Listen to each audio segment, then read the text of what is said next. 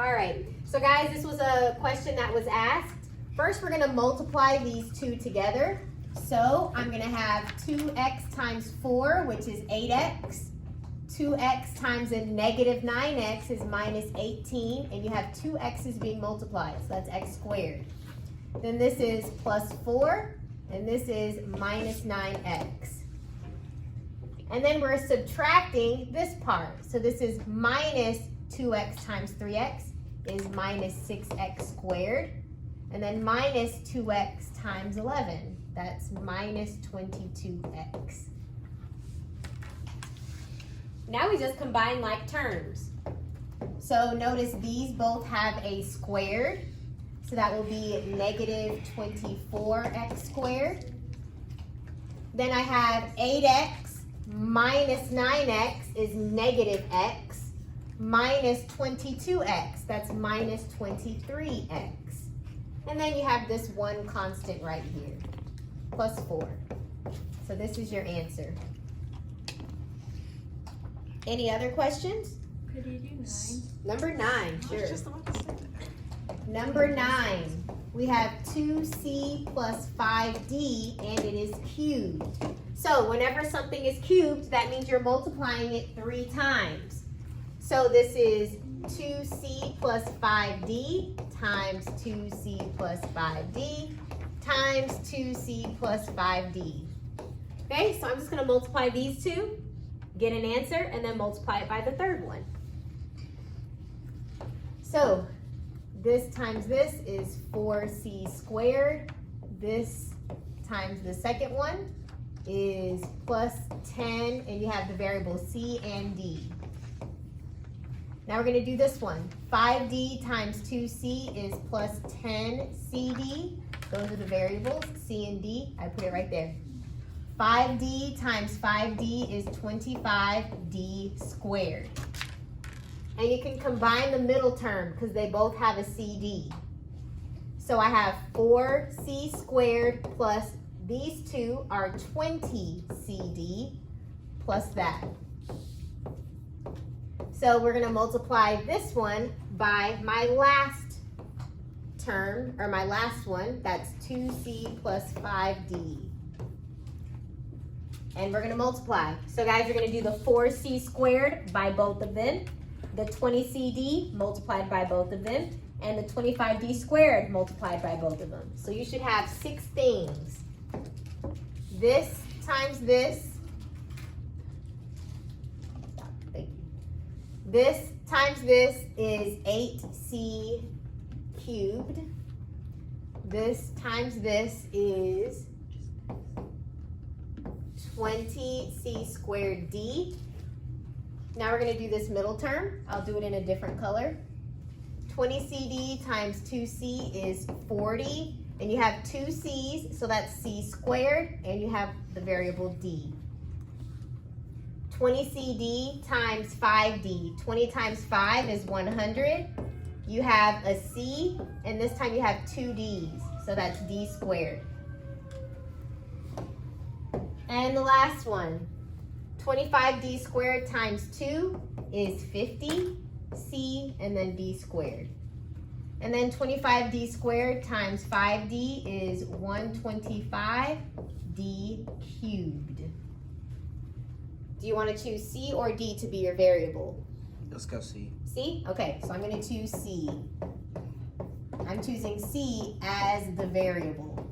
So you don't have to pay attention to the D's, just the C's. So the highest exponent with the C is this one. So I'll put that one first, 8c cubed. What's the next highest C? 20c squared.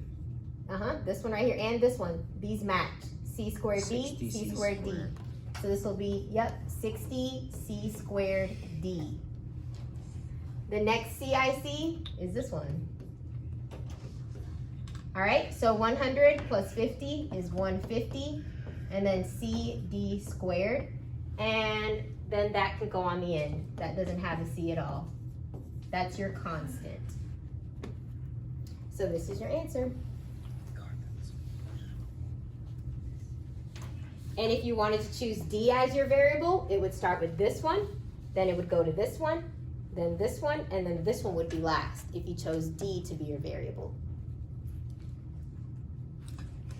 Any other questions you would like me to do? So I have this division problem. I'm going to write this as 30c to the 8d cubed over this. I'm just going to split it up into 3 different fractions. Then I have this middle one, 36c to the 6d squared divided by the same thing, 12c squared d. And then the last one, 6c cubed d divided by 12c squared d.